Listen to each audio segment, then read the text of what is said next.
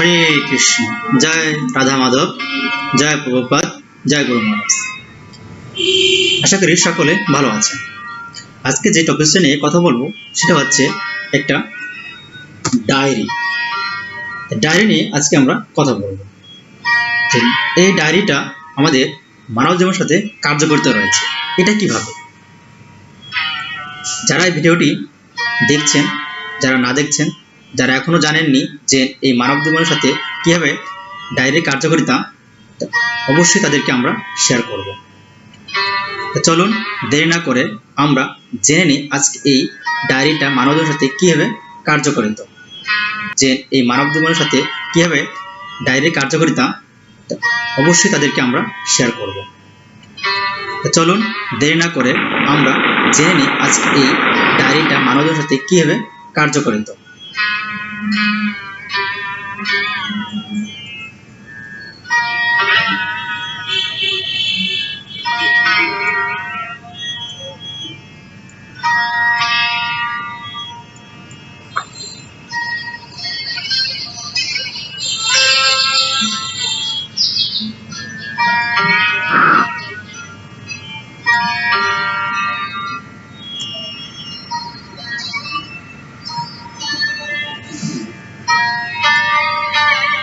ভাবছেন যে এটা কিভাবে সম্ভব, একটা ডায়েরি মানবের সাথে কার্যকারিতা আছে, এটা কিভাবে সম্ভব? অবশ্যই আপনি ভাবছেন এই কথাটা। আমরা এখন সেই সম্বন্ধেই জানব। যে একটা ডায়েরি দেখতে পাচ্ছি আমরা, একটা ডায়েরিটার মাঝখানে থাকে সাদা, উপর অংশ থাকে মোটা, উপর অংশ থাকে কি মোটা, এবং লাস্ট পিসটা থাকে মোটা, আর মাঝখানে অংশগুলো থাকে সাদা, সাদা অংশ। সেই সাদা অংশগুলো থাকে এবং লাস্ট পেজ এবং ফার্স্ট পেজে থাকে কোম্পানির বিভিন্ন লঘু এবং কথা। অবশ্যই এই কথাগুলো থাকে লাস্ট পেজ এবং ফার্স্ট পেজে। তো একটা সাদা ডায়েরি, সাদাতে আমরা সাধারণত বিভিন্ন কথা লিখে থাকি। সাদা একটা ডায়েরি, সাদা ডায়েরিতে আমরা বিভিন্ন কথা লিখে থাকি। সেটা হতে পারে লাভ স্টোরি, দেন ভালোবাসা সম্পর্কে কিছু কথা আমরা লিখি। সেটা হতে পারে এটা কন্ট্যাক্ট নাম্বার, বিভিন্ন নাম্বার মানুষের লিখে থাকতে পারি আমরা। সেটা হচ্ছে মেমোরিয়াল ডে, সম্পর্কে আমরা লিখতে পারি। আবার অফিসিয়াল ওয়ার্ক, বিভিন্ন অফিসের কাজগুলো আমরা লিখতে পারি। আবার ইম্পর্টেন্ট কিছু টপিকস যেটা আমার খুব ভালো লাগে, প্রিয়, আমরা সেগুলো লিখতে পারি এই ডায়েরিতে, মাঝগুলো পেজটাতে। কিন্তু এই ডায়েরিটা যে উপর পেজটা মোটা এবং লাস্ট পেজটা যে আমাদের মোটা, এই দুটো পেজটাকে বলা হয় বি এবং ডি। বি এবং ডি। তাহলে এই প্রথম পেজটাকে যদি বলা হয় বি, লাস্ট পেজটাকে বলা হয় ডি। তাহলে এই বি আর ডি মধ্যে সম্পর্ক কি? বি এবং ডি মধ্যে সম্পর্ক কি? ধরে নেই বি হচ্ছে কি? বি হচ্ছে বার্থ। বার্থ মানে কি? জন্ম। থেকে শিশুর জন্ম হয়েছে। ডায়েরিটার প্রথম পৃষ্ঠাটা হচ্ছে জন্ম, অর্থাৎ কি আমাদের জন্ম হয়েছে। বি মানে বার্থ, মানে জন্ম, এবং লাস্টে রয়েছে কি ডি, মানে লাস্ট, ডায়েরির লাস্ট পৃষ্ঠার সঙ্গে বলা হয়েছে ডি, তুলনা করা হয়েছে। ডি মানে কি? ডেথ, মানে বডি, মানে মৃত্যু হয়েছে। তাহলে এই ডি এবং ডি, বি এবং ডি, বি এবং ডি, এই বি এবং ডি মাঝখানে রয়েছে একটা অক্ষর, সেটা হচ্ছে সি। তার মানে হচ্ছে এটা হচ্ছে কি চয়েস। বি এবং ডি মাঝখানে রয়েছে সি, সি মানে কি চয়েস।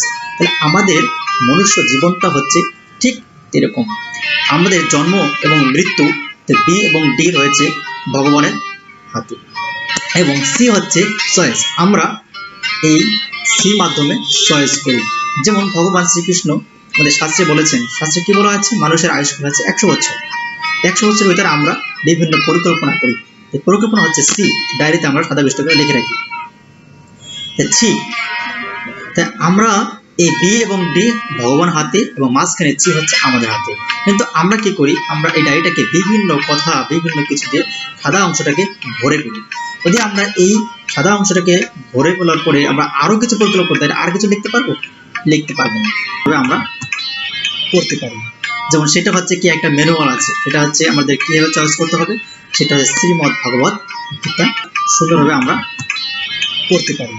যেমন সেটা হচ্ছে কি একটা ম্যানুয়াল আছে, সেটা হচ্ছে আমাদের কিভাবে চয়েস করতে হবে, সেটা হচ্ছে শ্রীমদ্ ভগবত গীতা যথাযথ।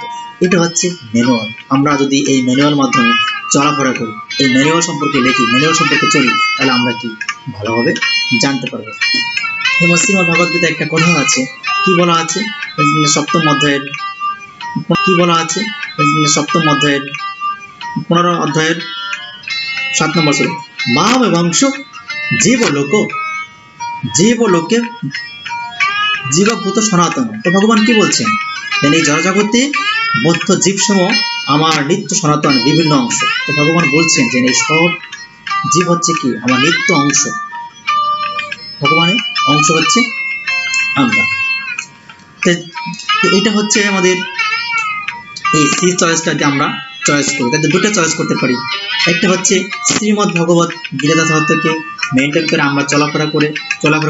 আরেকটা কথা বলছি, দুইটা অপশনে একটা। দ্বিতীয় নম্বর অপশনটা হচ্ছে ধর্মহীন মানুষ ও পশুর সমান ও জীবন। অর্থাৎ যারা ধর্মহীন তাদের থেকে আমরা মানে আলাদা থাকবো জীবনটা। তাই আমরা আসুন যে আমরা কি করছি এবং কৃষ্ণ ভাবনা যুক্ত থাকি। ঠিক আছে, আমরা এই জড়জগতে চক্রাকারে ঘুরছি, জন্মমৃত্যু চক্রাকারে না ঘুরে আমরা যে পরমশ ভগবানের সেখান থেকে আসছি, সেখানে আমরা ফিরে যাই, ভগবত ধামে ফিরে যাই। ভগবত ধামে ফিরে গেলে আমরা কি আমাদের আর এই জন্মমৃত্যু চক্রাতে পাক খেতে হবে না। আসুন আমরা সকলে এই মানব জীবনকে ধন্য করি কৃষ্ণ ভাবনায় যুক্ত রেখে। আমরা সকলেই মানব জীবনকে ধন্য করবো কৃষ্ণ ভাবনায় যুক্ত রেখে।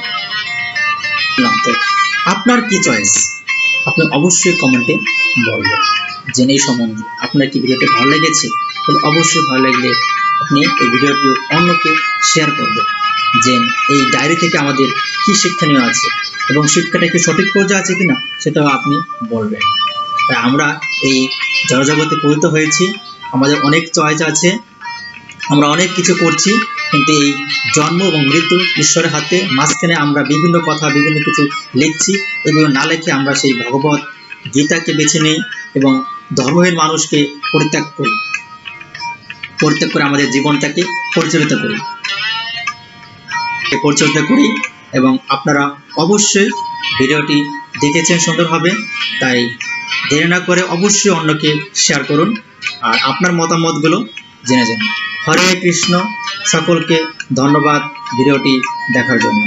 সকলে ভালো থাকবেন, সুস্থ থাকবেন এবং আপনার জীবনকে কৃষ্ণ ভাবনায় গড়ে তুলবেন। জয় শ্রীলা প্রভুপাদ, জয় প্রদীপ পাবন গুরু মহারাজ। হরে কৃষ্ণ।